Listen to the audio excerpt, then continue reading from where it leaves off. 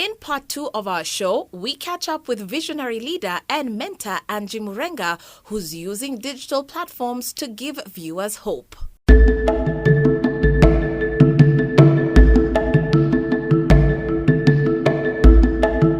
I'm a woman. I'm very bold, strong, courageous. I keep saying that I'm older and wiser, so I know what I want. I'm a go-getter. I'm a coach, a leader, a digital content producer, an author. I minister, I pastor a church, and I'm a marketplace minister. I'm a mentor to very many people. And I'm a coach as well, an executive certified leadership coach. So I'm a leadership trainer. So very, very many things, many hats that I wear.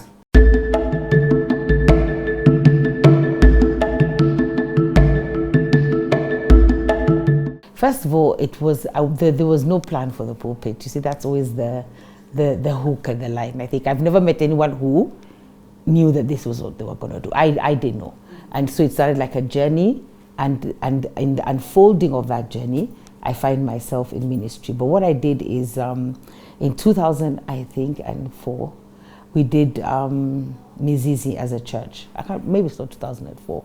Around 2006, maybe, as a whole church, that was Mavuno Church, we did a program called Mizizi, which was about being rooted, and it really spoke to me. So the thing that spoke to me the most, I remember the turning, was we came to church, and I liked that they had very dramatic sermons, and they had guys, so when they came in, guys carrying coffins, came to the front, all in black suits and shades, and they put the coffins at the front, then they said, file past the coffin and look inside, and there was a mirror.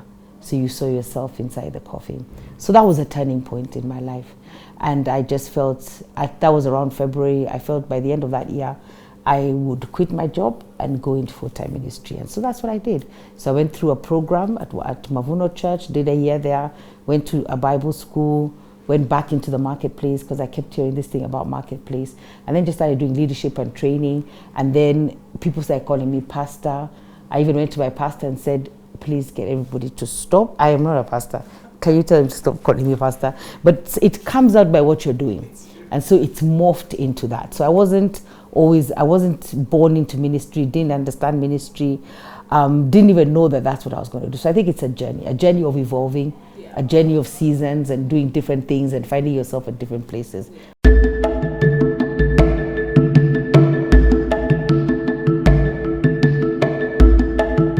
I'm the kind of person who jumps into the pool, then says, oh, okay, so what are we doing in here? That's my personality. So it's helped me progress because I find people get stuck. So I'm not one to get stuck. If you sit at a place and psychoanalyze and do analysis, paralysis, you'll never move. But for me, I jump first and then I ask, okay, so why are we jumping? What were we doing? If I feel the conviction to jump, I jump. My dad thought I was crazy, my late dad, he really did. But he was such a quiet man, so he just, apparently I didn't know, he told everyone, just watch her. Because he thought, they all thought I'd lost my mind. So he told all my friends and my family, let's just watch this, what's going on here?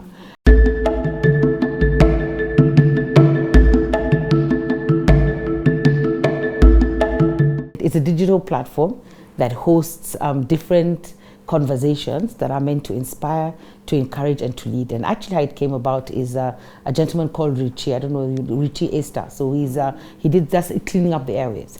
So he came and he said, he's been proposing, he was talking about digital, it sounded like Greek. But he kept saying there's this digital space, and he's been talking to ministers of God, and they're not getting into this space. He's talked to 100 of them, and they're not listening. And so I said, okay, let's do it. What do you want us to do? So for me, the idea was first to share a Sunday sermon, but now I do a segment on leadership, and then we do a segment on relationship, and then it's also morphed. It's 7 years. It's going to be 7 years in July. So it's morphed as we listen to the consumer or to the audience or to the Just Angie family. And right now people just want to talk about relationships. But I was thinking it's about pain points. Things that are paining people. They want to talk about relationships, they want to talk about finances. So we have a sermon which encourages people, inspires people. I do it by myself, I invite others. Then we have a leadership segment, and then we've been doing my favorite things, but we're thinking now we're going to morph into relationships because of the video that you were referring to the other day. That video, it just did things where like, what's going on? But like we're trying to study why Why did this video do so well? It's because people want to hear about relationships. How do we navigate? People want to hear about relationships. How do you navigate them? There seem to be a lot of painful things in a relationship. People are broken. So it inspired such engagement, you know. People are engaging, were commenting. And I also believe I started the Just Angie platform to speak to the next generation.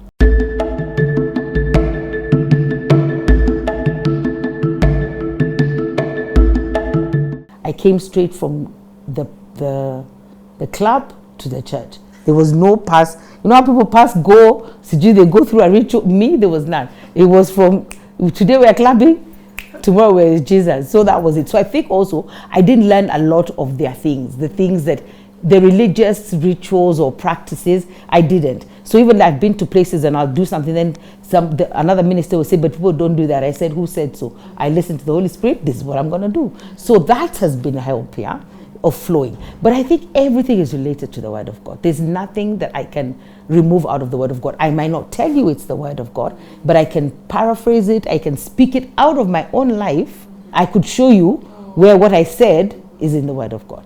So I think that's good. So there's a phase here that I missed, a training or things that people go through, which I think is good.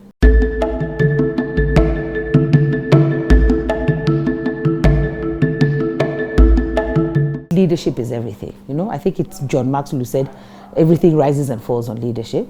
And I found an article once, I think that's what started me on a Singapore president who was talking about the things that are facing Africa and what the problems of Africa around leadership. So also I'd find myself in leadership places, yeah. So I was in leadership spaces in the marketplace, and so first of all that helps because I understand that language. I understand bottom lines, I understand profits, I understand sales strategies, I understand God is a marketer. That's how I see him.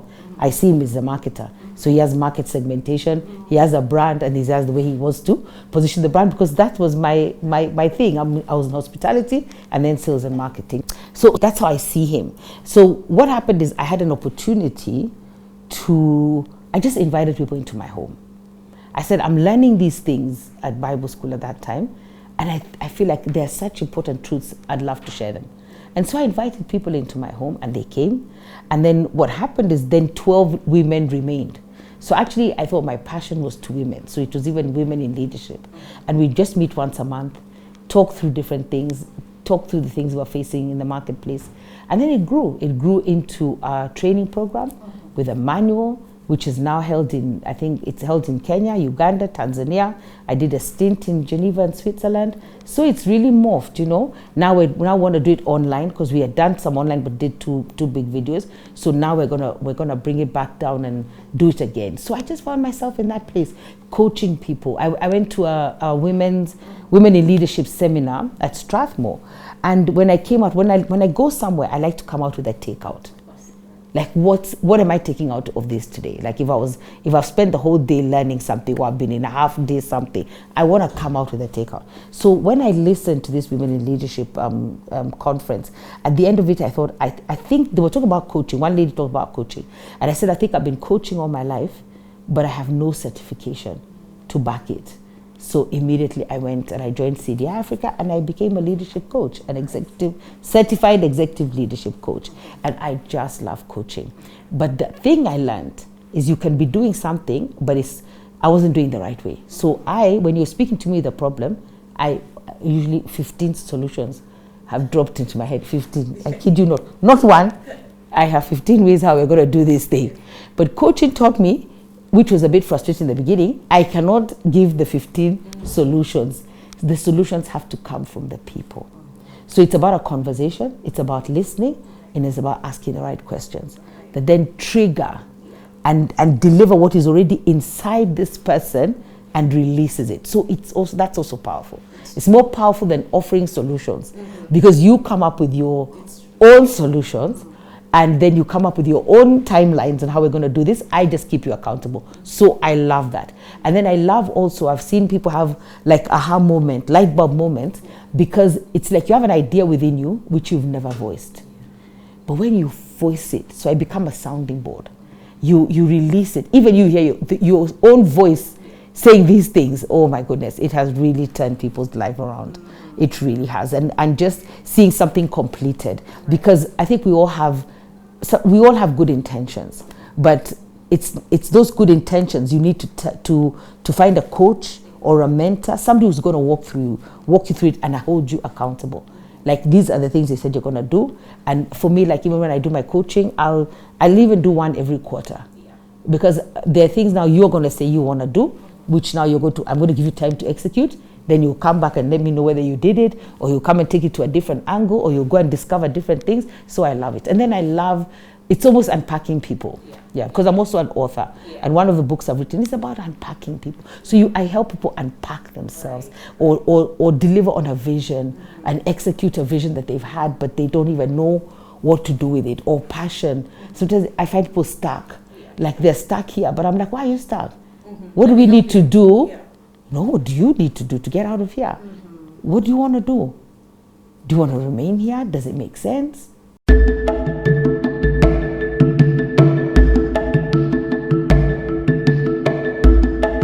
The transformation, because some I don't see. Like, recently somebody wrote in and they said, I've been watching your show, Just Angie, since 2017, and I want to just say thank you. So they edify me, because I probably never meet that person. I don't know who they are. They said they're in South Africa. Somebody wanted to send a gift. They did. There's one that one just really, the second Just Angie show was on obedience. And there was this lady in Australia, she wrote to me later and said that she had been given an instruction and she had been fighting with it, but she obeyed and executed this great grand project in Australia. So I don't ever have to meet them. I'm also amazed. Sometimes I'll just put a picture and say, oh, it's my birthday, and I'm celebrating my birthday, celebrating myself. And then that one really moved me. Then people will start writing about how I changed their life. I'm even asking, where did I change your life? What happened? Because I'm also pleasantly surprised. But to make an impact, to make a change in community, that's what I want, and to transform people's lives, to leave them empowered because of that brokenness. We're so broken. People are so broken, but they can be fixed. We can fix this brokenness and move it forward. And maybe another thing is because I made so many mistakes that I don't want other people to make those mistakes. There's no point. If I've learned something, then listen. Because you'll find even my audience is between the ages of 25 to 34 is the biggest, and then to 45. So I was actually shocked about the 25 to 34-year-olds, but it's maybe it's because I share my stories, and so they see how they can do something differently. Or maybe I represent their mom, or their dad, and they're just maybe an authority, but I'm a bit far removed.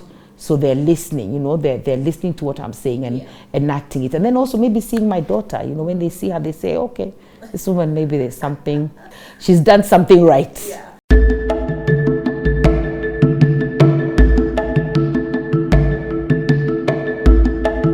First of all, I pace myself. Before I was all over the place, and then I said, I'm going to break down. So I pace myself. So I do certain things on certain days, and I don't overdo it. And then the other thing I have is, by the grace of God, there are people who have come through the program that I do, and then they have stayed on to serve in the vision. So now I have multiple core teams, I have multiple leaders who execute different things that I don't have to do. So I've sort of equipped them to do things, and they do it, they want to do it. So that has helped. But every year, and this is how I learned that, every year I travel. And remember the 2 COVID years, I think it was the 2 COVID years when I didn't travel. And I traveled to the US, which is good. At first I thought, okay, this is a lot. We can buy a couple of land, is it called plots, to this money. We shouldn't be doing this. But the 2 years of COVID that I didn't travel, I was exhausted. Because I tried to rest here, but people they always be looking for you. So when I go away, I completely rest, I shut down, I eat my burgers, I have a really great time. I eat everything I'm not supposed to eat. I rest, relax, then I come back. So that helps, because it's also 6 weeks away. But then again, it's also, I don't know, humanity. When I'm in the US, people don't have emergencies because I'm in a different time zone. By the time she responds, it could be 3 days. Now there are no emergencies. But I'm telling you, it's like when I'm landing into JKIA, they are aware. The phone, I just put up the airspace, they just sense she's back. So now everything becomes an emergency. Yeah. So, but I've learned to pace myself and to actually rest and not feel guilty about it, because I think I was raised in a generation where if your parents found you sitting doing nothing, so we're so, we'll be on the go. So I've had to find and be very deliberate about pockets of rest. Yeah, because whenever you sit, you feel like you're doing something wrong. Like, aren't you supposed to be doing something? Yeah, like you can't just be chilling. Yeah, I should be doing something in my life. Is something missing? What's going on?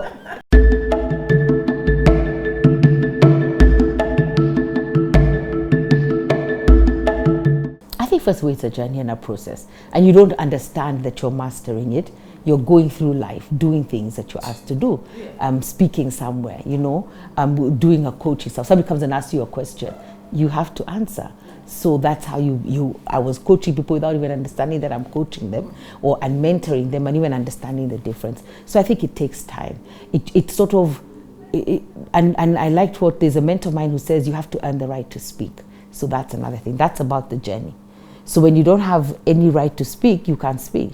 But when you coach a few people, mentor a few people, pray for a few people, give them some advice, and things start working, then what you're doing is you're gaining momentum, you're building yourself so that now you can be a voice. It always surprises me when people say that I do speak well, because I don't think about it like that. That's not me. But authenticity is another thing, because I remember the things that when I wanted to go out there, like on Just Angie, first you think, hey, people are going to say this, they're going to say this, they're going to say this. But I dealt with all those things. So you can't say it. I've removed all the power that you have over it. I think that's another thing. It's being authentic. I can't pretend. My stories are real. Like that video we did, I was looking at it later thinking, oh my God, like, couldn't you just be quiet? Like, Pastor, God, like, don't lose yourself like that. But they say that realness ministers. So I think it's a process. It's been a journey. I actually still think, to tell you the truth, Shiko, I'm looking for somebody to teach me on public speaking. Like, I feel like I can take it a notch higher, because I like the preachers or teachers who have 3 points. I never have 3 points. I am all over the place. Like, okay, where did we start? Where I lose myself. Conversations with women as well. Women, you can start talking about one thing here, and you end up. You even wonder, how did we get here? We even forgot where we were. What was I saying? Yeah, and every time I do a leadership class, and there are men in the class, every time I say, where was I? The men knew exactly where I lost them. They're like, what? Where did you go? Like, you guys have done a round trip, then you've got, no, that here is where we are. So they always take me back to that place. So I still feel I need to improve it. I'd love to improve it. And I was actually thinking about it, yeah. So thank you for saying that. But it's time and practice and doing it afraid. Because even the first time I went before those cameras, it was not like, oh my goodness, how is this going to happen? What are people going to say? I even heard somebody said I should have lost weight before I went to... People have all sorts of issues. I'm like, oh, what? No. I have lost weight, but that's me. I'm not losing weight for this camera. No. What you see is what you get. Let's go. Let's see what will happen. No. Yeah, so that authenticity and identity and being grounded and knowing who you are is always important to tackle anything that you want to do in life.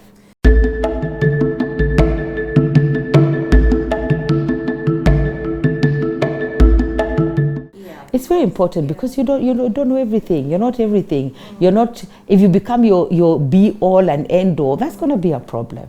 I'm still learning. I told you I want to now go to public speaking, thinking of going back to school. Here I am saying it on TV. There's so many things that, yes, oh my goodness, I'm still learning.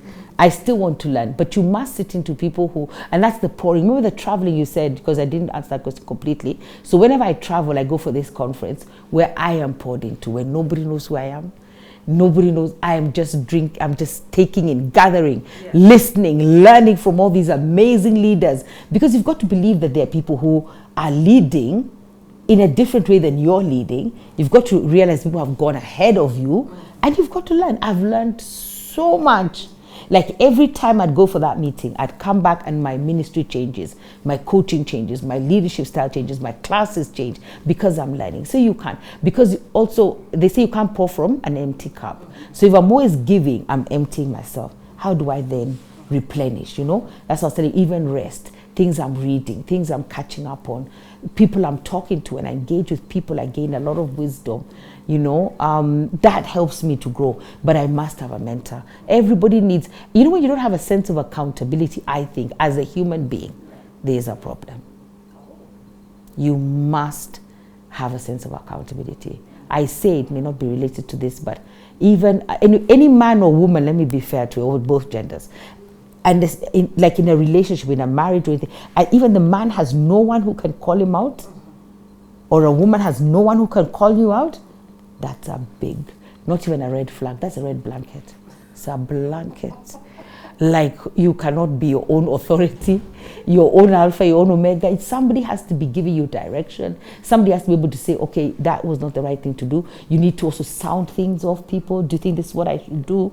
Because they have a wealth of wisdom, a wealth of wisdom. So you can't be that you know everything. Yes. You don't know everything. You can even learn from children. Yeah, learn from everyone. Be an open person to continue learning always, every day.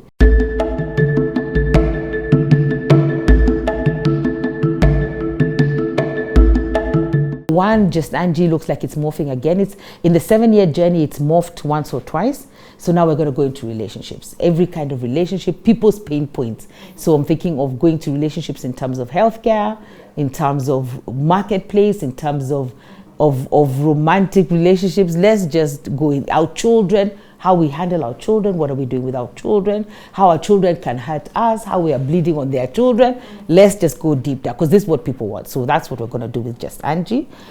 So that can be, Just Angie's on Facebook and on YouTube, and it's Just Angie Kenya. And then I do events. I do like 5 events a year. So we'll be doing on March 9th, we'll be doing something called Restoring Order in Families, because I feel like we need to do that. So that will be both men and women family oriented. And then I have the Unstuck Annual Conference every August, which is a conference for marketplace leaders, so that we just, I think we get into this rat race, and then we run this race, and the rat race, there's so much energy being expounded, but we're going nowhere. So we come back and say, okay, how do we get stuck? What do we need to do? So we have different leaders that come and speak to us, and we'll be talking about breaking barriers and limitations. And then every November, I have a retreat where we go away for 1 day. It's actually a very powerful thing, where we just shut down for 1 day, actually 2 days, Saturday and a Sunday, and we just think about the year that we've had, and we plan for the next year, because you have to plan, you have to be strategic, you have to be quiet and hear what's going on. And then I've launched a book recently. Actually February 24th, Saturday, I'll launch my autobiography. But you see, my mentor says that's the first one. My mentor says you'll have to do another one, because this is just like 57. This is just life starting. You've got to talk about something else. So, and it's a very raw book. Like when I finished it, Chico, I looked, I said, oh my God, what have I done? What is in this page? Stop the press. We cannot just tell everyone about my whole life, because your whole life is out there. But that's the thing. It's my life is to teach. My life is for people to learn. My life is to see what mistakes I've made. Don't make them, and there's wisdom in that. So that's another thing that's coming up. And then I've reinstated my leadership programs, my purpose and leadership programs. So I'll be doing one physical one a year. And then I'm going to do a lot of online content, and then we'll see how that goes. And I always forget to say that I pastor a church. I pastor a church. It's called the Mavuno Marketplace Ministry. Mavuno Marketplace Movement. It's a movement, and it's all marketplace. And you can contact me, Angie Murenga, on everything. Angie.Murenga or Angie Murenga. Instagram, Facebook, wherever people are found. They're trying to put me on TikTok. So I said, okay, let's just go. Let's go. That's where they are. Let's go. Let's go speak to the next generation. And there you have it, our change makers for this week. Thanks so much for watching Change Makers with me, Shiku Kaitani. We sure look forward to hearing from you on our social media platforms. Bye-bye.